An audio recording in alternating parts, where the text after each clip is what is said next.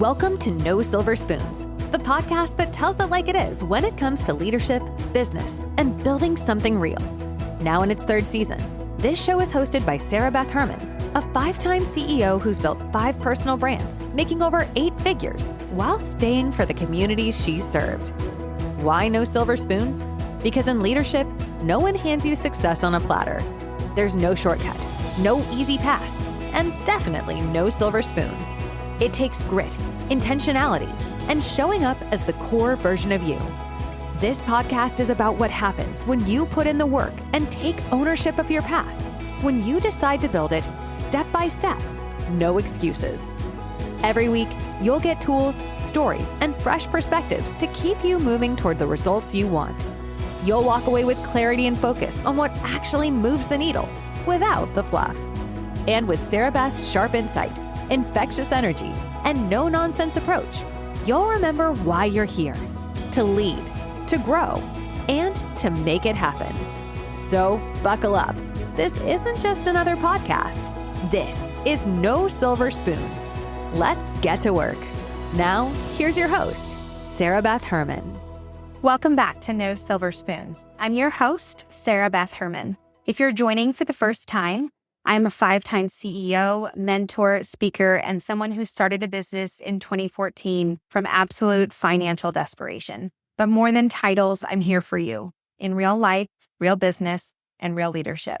This is part 2 of a 2-part series all about manifestation, mindset, and the neuroscience of how to lead with intention. Last week, we walked through my story, a little bit about how I turned desperation into direction, how I wrote out a single sentence that led to repeated $10,000 growth week, and how the brain backs it all up.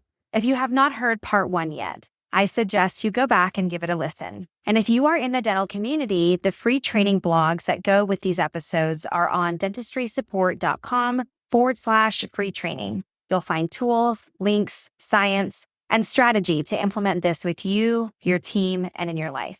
And if you're not in the dental industry, you can head over to sarahbethherman.com and click on free resources, and you'll see a plethora of information, all geared towards anyone in any industry. Today, we're going deeper. We're talking about how manifestation becomes a leadership discipline. This isn't self-help fluff. It's the exact framework that I still use in business today. So let's walk through what it looks like to embed belief into your strategy, anchor your actions in identity, and become the kind of leader who doesn't just set goals, but actually receives them. I also want to remind you that if something I say resonates with you, you can always connect with me personally through mentoring. I work with business owners, leaders, and aspiring entrepreneurs on how to shift mindset and build legacy-level impact. You can learn more and reach out to me at sarahbethherman.com or click the show notes for direct access to my calendar. Part 1, believing before you arrive. There's something powerful that happens when you lead from belief. And I don't mean fake positivity. That's really annoying, and I know a lot of people try to pinpoint that or can pinpoint that in people. I'm actually talking about true grounded beliefs in who you are and what you are capable of before the outcome arrives. In the years that followed my big Beverly Hills job, I started applying this truth daily. I acted like the business I wanted already existed. I led meetings like I was already running 7-figure operations. I didn't wait for confirmation. I practiced the version of me that I was becoming. Dr. Daniel Goleman, the author of Emotional Intelligence, he writes that self-awareness and belief impacts decision-making more than raw intellect. Belief is leadership fuel. Your brain literally rewires with belief-based actions. So when you act in alignment with your future self, you build new synaptic connections. Those connections tell your nervous system, this is safe, this is real, let's do more of this. This means that showing up consistently, leading that team call, updating that SOP, writing that newsletter when no one is watching is actually still working because your brain is building a new baseline. You see, sometimes I have conversations with people and they'll be like, Sarah Beth, how do you have time for all of that? You do a podcast, you have a blog, you update your website yourself, you do your team training, you create new modules, new videos, new photo shoots. I'm doing the things that I was meant to do. I'm not waiting for someone to watch me so that I get validation. I am just working on my brain's new baseline. When you lead from belief, you make decisions faster.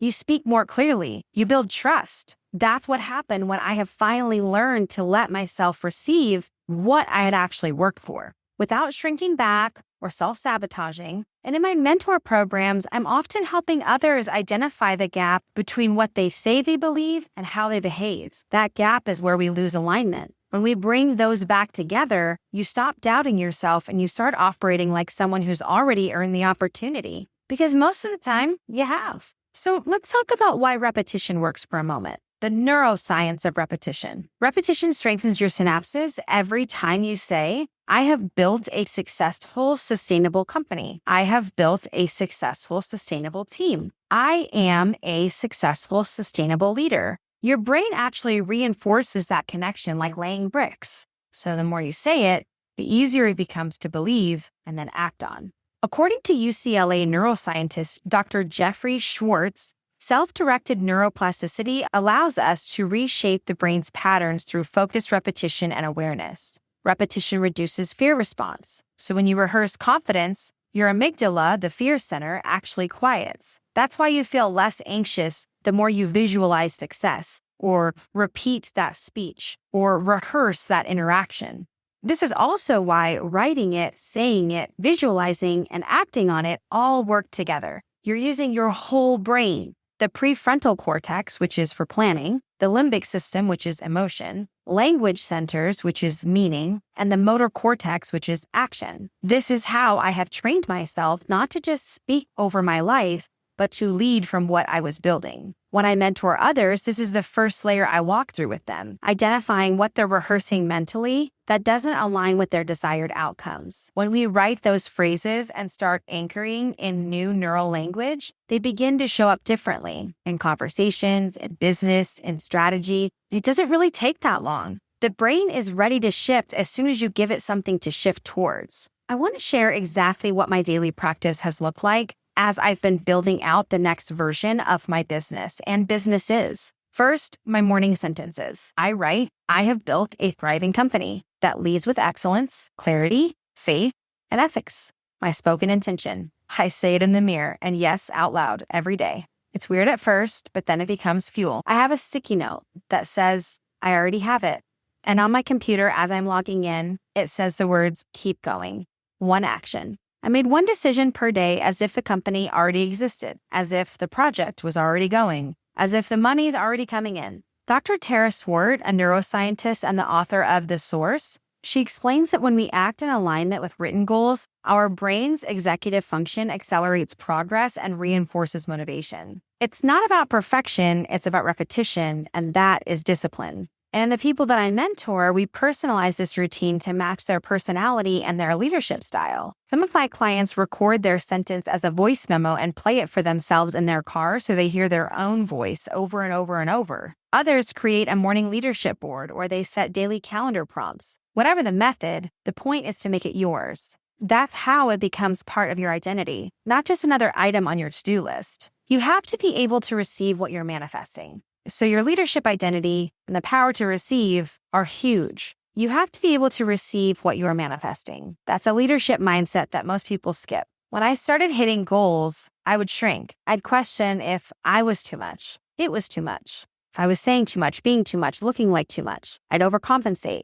That's not confidence, that's conditioning. And many of us have been taught that too much success is suspicious. And here's what I learned. You have to be as good at receiving as you are building. That means let a compliment land, saying thank you instead of downplaying, holding space for your team to rise with you, hiring before it is urgent. Leaders who receive well inspire trust. They create calm, and they lead from sufficiency instead of scarcity. Brené Brown teaches that worthiness is not earned through hustle, it's recognized in stillness. That truth changed how I received my own success. With my mentoring clients, we work through this often. What receiving looks like as a leader, not just about money, it's about health, delegation, visibility, rest. We uncover where they're blocking goodness and rebuild their capacity to say yes without guilt. This work is foundational, especially for women leading businesses, families, and teams. Of course, in every episode, I like to bring forward our That's Good moment. So here's what I want you to hear today. Manifestation is not about wishing. It's about wiring. The more you train your brain to believe, behave, and build from vision, the more aligned your results become. You are not too much. You are not too late. You are not behind. You are just in the part of the story where you practice.